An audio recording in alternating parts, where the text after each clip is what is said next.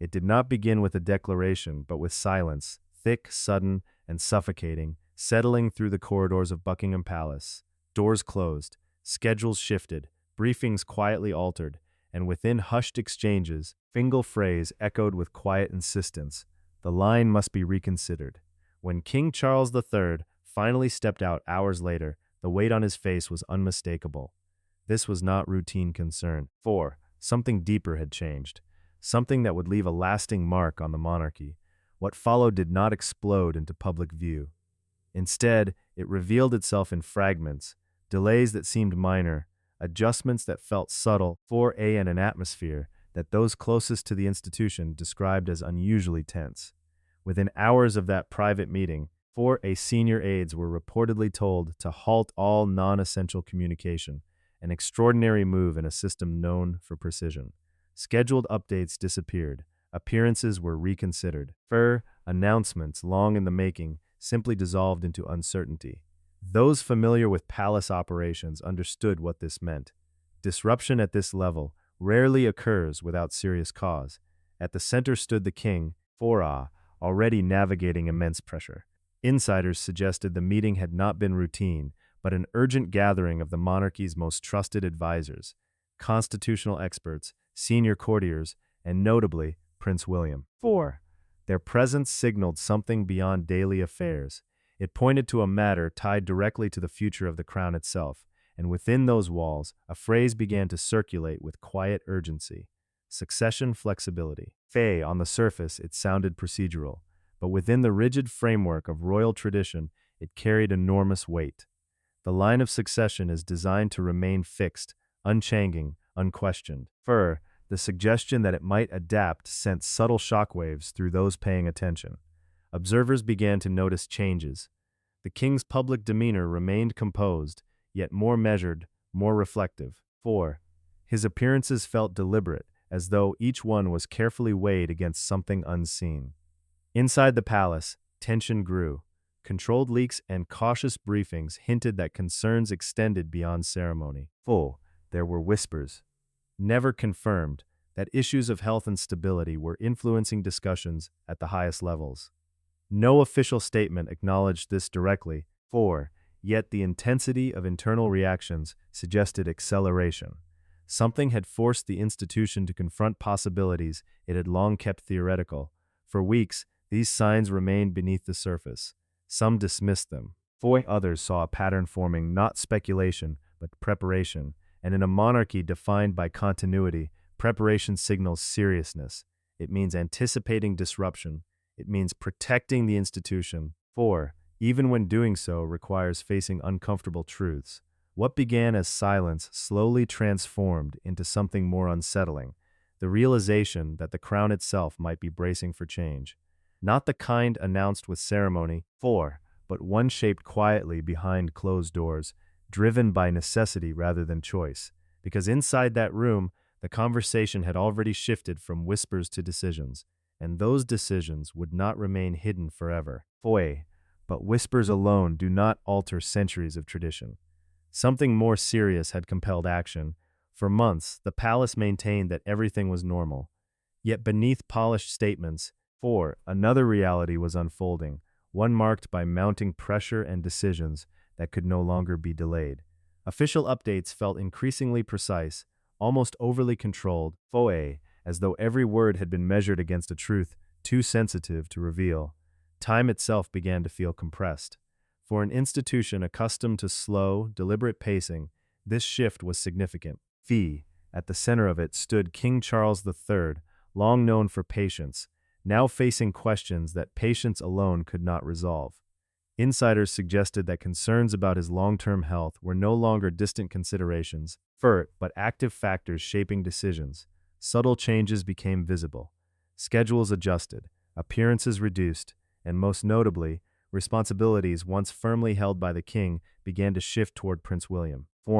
There was no formal announcement, no ceremonial transfer. It happened through pattern and presence, William stepping forward more often, his role expanding, his authority quietly increasing. Some viewed this as natural support from a son. Others saw urgencies, a deliberate preparation for scenarios that could no longer be ignored. Within the monarchy, readiness is essential. 4. And readiness demands planning, not only for what is expected, but for what is feared. As these changes continued, another phrase emerged among advisors: compressed timelines. What once referred to logistics now carried deeper implications. Plans that would normally unfold over years were being revisited within months, even weeks. The pace had changed, and so had the urgency. Fort advisors began developing contingency frameworks, internal systems designed to ensure continuity under uncertain conditions. Historical precedents were revisited, moments when the monarchy had been forced to adapt. 4. What once seemed distant now felt relevant again. Despite these preparations, tension persisted. Not panic, but a steady pressure that grew over time. Meetings became more frequent, discussions more intense. The margin for error narrowed. The institution was not in crisis, but it was no longer at ease. What made this moment unsettling was not one event, but the convergence of many: health concerns, shifting roles, accelerated timelines. 4. And the quiet acknowledgement that the future might arrive sooner than expected. This pressure revealed something deeper: the possibility that the system itself was not as unshakable as it once seemed. And that realization carried consequences far beyond palace walls. The pressure extended into the monarchy's foundation, its system of succession. For generations, it had been one of the institution's few certainties: orderly, predictable, absolute. Now that certainty was being quietly questioned. Succession, rooted in primogeniture, had evolved over time, but always carefully, changes introduced without disturbing stability. Because within the monarchy, stability is everything. It sustains belief, and belief sustains the crown. Any suggestion that the line might shift carries profound weight. It challenges not just policy, but perception. Change must never appear reactive. It must feel inevitable, yet insiders describe discussions moving into unfamiliar territory, where legal frameworks and constitutional limits were being examined under new pressure. Mechanisms for adjustment do exist, but they are complex and rarely used. Any alteration would require justification that is beyond dispute. This created a divide. Tradition stood firm, resistant to change. Adaptability argued for evolution, and between them, advisors weighed possibilities once considered unthinkable. Not to disrupt, but to prepare. Within these discussions, another phrase emerged: exception clauses. The implication was clear: under certain conditions, the rules themselves might bend. No confirmation acknowledged this, but the possibility alone signaled a shift in thinking. Once such ideas are considered, they cannot simply disappear. They linger, they shape decisions. Because this was no longer about preserving the past, it was about ensuring survival in an uncertain future. Attention then shifted to the next generation. Prince William stood at the center, not just as heir, but as a figure whose readiness was now under active scrutiny. His preparation, once gradual, had become immediate. His role expanded, his presence carried greater weight, the spotlight extended further toward younger heirs. Their appearances, their roles, even their absences were quietly assessed. Because succession is not only about the next in line, but those who follow. Publicly, the monarchy remained composed. Privately, discussions intensified. Preparedness was no longer theoretical. It was being defined and tested. What does readiness truly mean? Experience, trust, resilience? These questions mattered because they touched on confidence. And confidence, once questioned, becomes fragile. Media attention followed. Analysts dissected every detail. Narratives formed, some praising continuity, others questioning adaptability. The future no longer felt distant, it felt near. Then came the turning point. A decision, quietly executed, signaled that this was no longer speculation. It appeared not through announcements, but through subtle shifts in protocol and language. Internal documents began circulating among senior figures, outlining revised contingencies for succession. They were framed as precautionary, but their existence alone carried weight. It meant the monarchy was preparing for uncertainty. At the same time, visible changes became clearer. Responsibilities shifted more openly. Prince William stepped into roles once reserved for the sovereign. What seemed gradual now appeared deliberate, a controlled transition in motion. Behind the scenes, legal consultations explored constitutional flexibility. Boundaries were being examined. Questions asked carefully. What could change? Faye, and how? Information remained tightly controlled. Not secrecy for its own sake, but containment. Because perception, once altered prematurely, could destabilize the institution. Within these circles, one phrase guided everything. 4. Protecting the institution, not individuals, not appearances, the crown itself. Then at last the king spoke. His words were measured, restrained, yet revealing. He did not declare crisis. He acknowledged changing realities. 4. And in doing so, he admitted that adaptation might be necessary. He spoke of duty, not as tradition but as principle. A principle that could, if required, stand above tradition itself.